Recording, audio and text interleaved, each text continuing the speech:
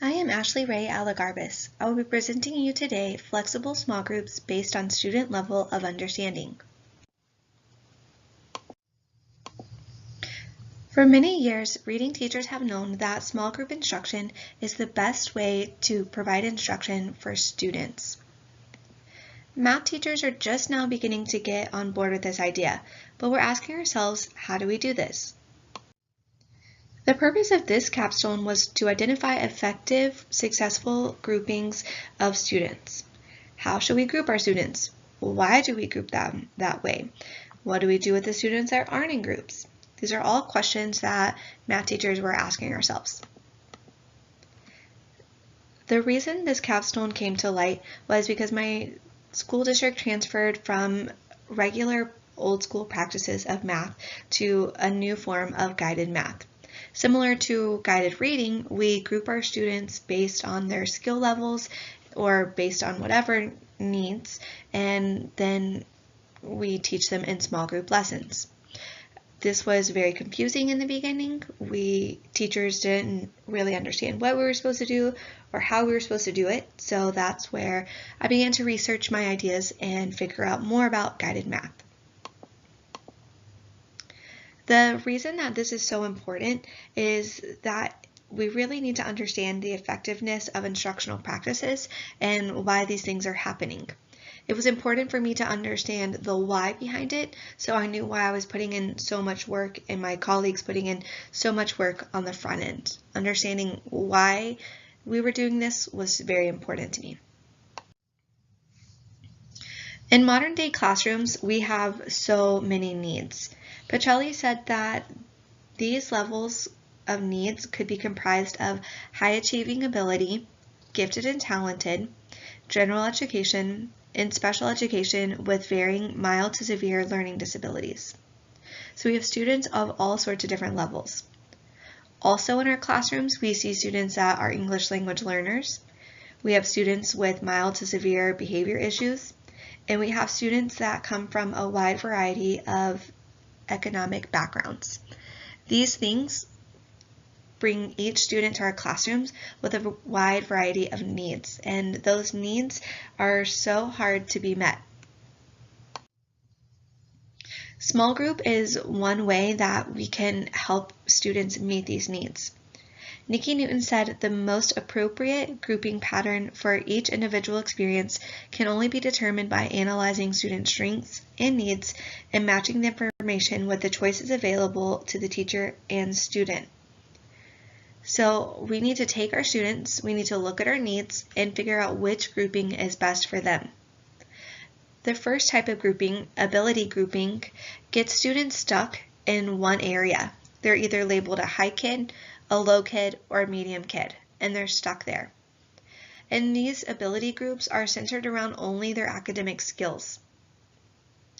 Flexible groups allow students to move in and out, bounce between groups based on their needs, and they're not only centered around academic skills, they're also centered around learning styles and their level of understanding on each particular topic, not just, oh, you're a high kid, you're stuck there all the time. It's based on their level or their skill for each skill. Through my literature review, I found that differentiation is the key to small groups and why they work. Throughout the work of Nikki Newton and Tessos, I found that students should be grouped based on demonstrated performance, their interests, and their levels of prior knowledge. Whenever you differentiate based on these things, you increase student engagement. Whenever engagement is increased, the relationship between student and teacher will begin to grow. This combination of engagement and relationship allows attention to increase also. Through that intention of the lesson, students are then able to increase their learning, which is overall what all of our small groups are about, increasing learning. Whenever you're in a small group instruction, feedback is key. It's also much easier to be done. Flickinger explains that formative feedback is important because it seeks to inform instruction and help students use the results to enhance their own learning. It is important because feedback given only at the end of the learning cycle is not effective in furthering student learning. So being able to give immediate feedback is most effective. Whenever small groups are at your table, you only have 4 or 5 kids, so you can quickly see, oh, all these guys are making this mistake, or hey, you're the only student making this mistake, here's what you need to do, or hey, I see that there's something going on here, let's fix it. It's much easier to do whenever you have a group of 5 in front of you than whenever you have a group of 20 in front of you. So the experiment done inside my capstone was inside my 3rd grade classroom. My class is on the north side of Houston, and my lesson was all about coins. I have 2 blocks of students. Each block has 19 students in it, and luckily each block contains the same number of dyslexic and special education students. Both of my blocks took a pre-assessment on Google Forms. Once a lesson had been given, they also both took the post-assessment. Block 1, however, had groups that were based on their pre-assessment skills. So I looked at their pre-assessment, I found their mistakes, found the common link, and I grouped them together based on that. Group 2 was grouped completely at random. I just had my Class Dojo app, grouped them at random.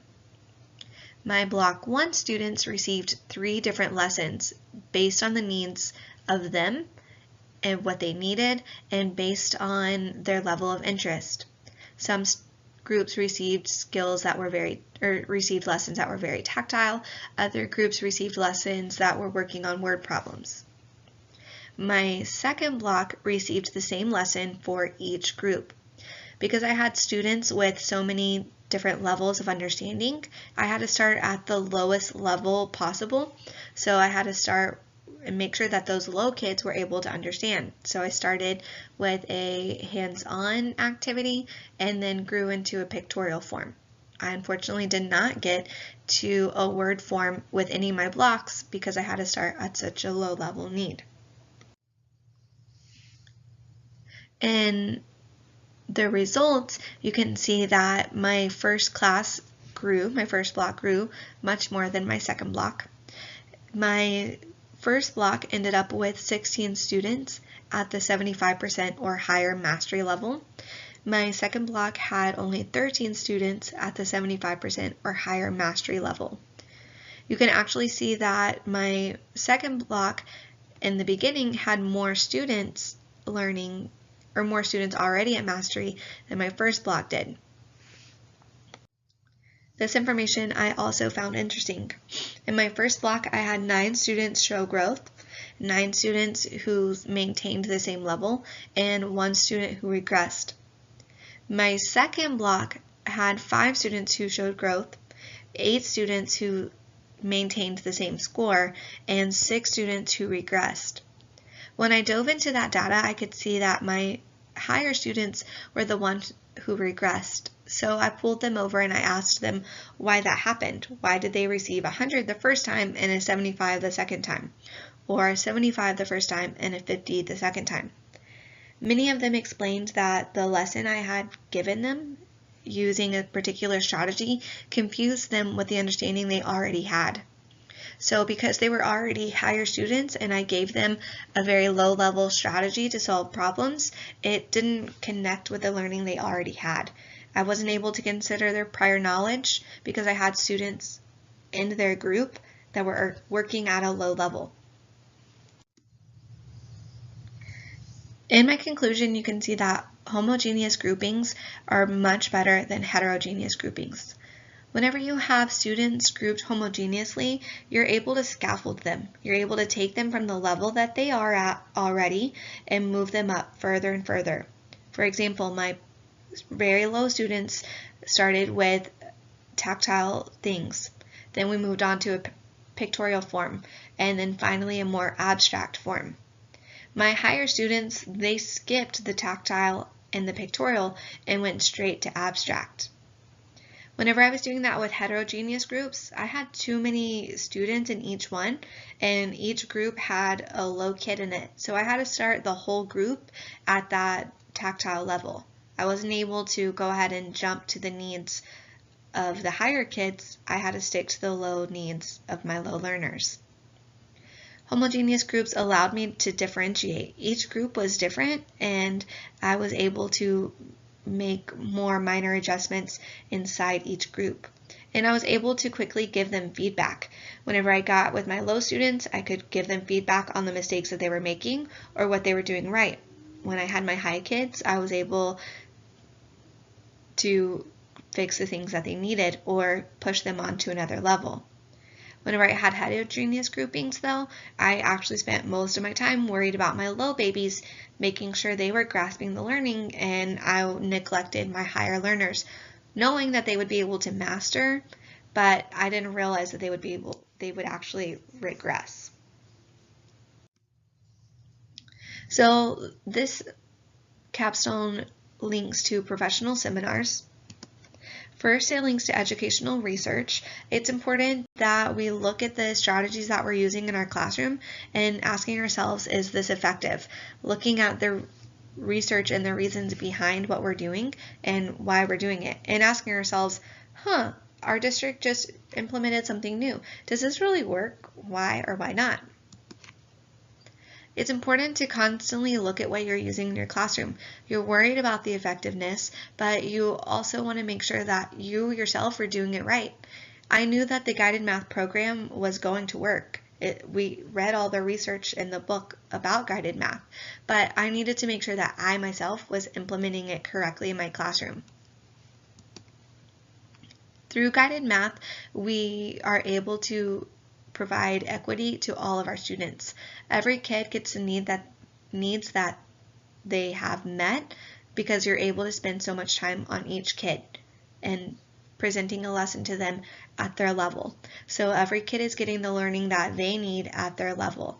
Our high kids aren't forgotten about, our low kids aren't forgotten about, our middle group isn't targeted. Every kid is getting the learning at the level that they need. I learned that effective teaching gives us effective learning. So I myself have been using guided math for several years now. I absolutely love it because it helps me grow successful students. Students are constantly flipping from group to group, so everyone's able to know that as mathematicians we have strengths and we have weaknesses. This provides a great cooperation group amongst my students. I don't have friends that pick on others based on their grouping because it's constantly changing. My recommendation is that teachers continue their training and constantly look for it. There's so many questions beyond small group instruction that go with guided math, and all of those components are very important. So training is definitely required, not only for me, but for all teachers out there. We have to ask ourselves, why is this effective and how can we do this effectively? And am I doing this effectively? Here are a list of references presented in this capstone project. I appreciate your time. Thank you so much.